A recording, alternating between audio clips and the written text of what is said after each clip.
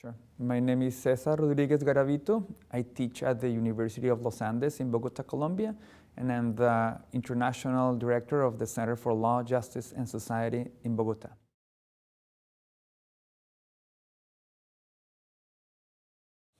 El pluralismo es una combinación de igualdad y diferencia, de reconocimiento de la diversidad, pero con inclusión económica y social.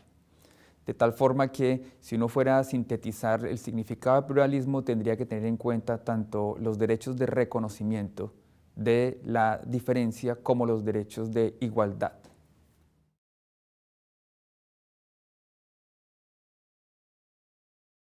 Desde mi experiencia como académico y abogado de derechos humanos, un punto esencial para el pluralismo es que las reglas del juego, constitucionales y legales, faciliten la inclusión y la igualdad.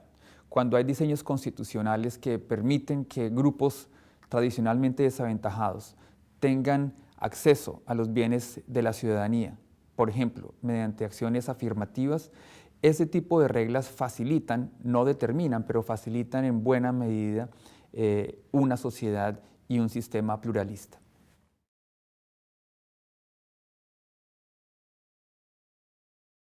Desde mi perspectiva de abogado de derechos humanos y académico de derechos humanos, un obstáculo particularmente difícil consiste en reglas de juego, marcos institucionales que favorecen sistemáticamente a algún grupo.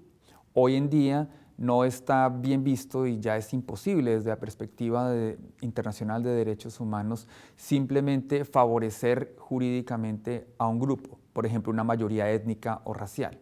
Sin embargo, aún con leyes antidiscriminación, aún con marcos constitucionales que consagren el derecho a la igualdad, es posible que en la práctica esas leyes sean aplicadas de una manera que desfavorece a grupos específicos, grupos indígenas, grupos de minorías nacionales, etc.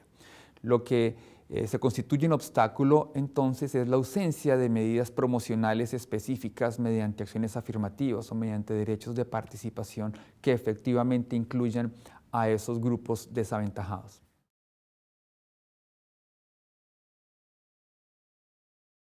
Hay una relación directamente proporcional entre la inclusión de un lado y el pluralismo del otro, de tal manera que en situaciones de desigualdad económica se hace realmente imposible hablar de pluralismo significativo.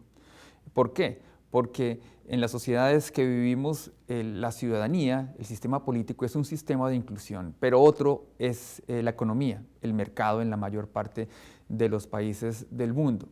Sin una redistribución eficaz de recursos, sin que los grupos desaventajados, minorías nacionales, pueblos indígenas, minorías o pueblos y grupos tradicionalmente marginados por razones raciales, por ejemplo, tengan acceso a los bienes económicos, tengan una situación de ciudadanía económica, su inclusión por vía de políticas multiculturales de tolerancia o regímenes constitucionales que establezcan sobre el papel la igualdad de estatus, no se traduce en ejercicio de la ciudadanía en la práctica.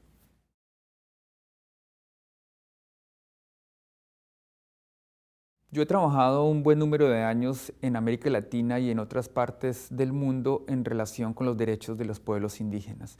Y puedo decir que los pueblos indígenas son probablemente los más excluidos de los excluidos. De tal manera que los dilemas del pluralismo y la diversidad y el multiculturalismo son particularmente graves y urgentes en relación con los pueblos indígenas. Las normas, los sistemas de reconocimiento del multiculturalismo son importantes, pero no son suficientes para que los pueblos indígenas puedan ser reconocidos como sujetos colectivos y sus miembros como sujetos individuales y como ciudadanos plenos. Es necesario, además de las normas multiculturales, además del reconocimiento constitucional, que haya acciones y políticas especialmente dirigidas para promover la inclusión social y política de los pueblos indígenas. Por ejemplo, a través de acciones afirmativas y a través de el otorgamiento de una voz específica a los pueblos indígenas mediante el sistema o la institución de la consulta previa y el consentimiento previo, libre e informado, mediante el cual los pueblos indígenas deben tener capacidad para exigir respeto de sus decisiones frente al resto de la sociedad y frente al Estado.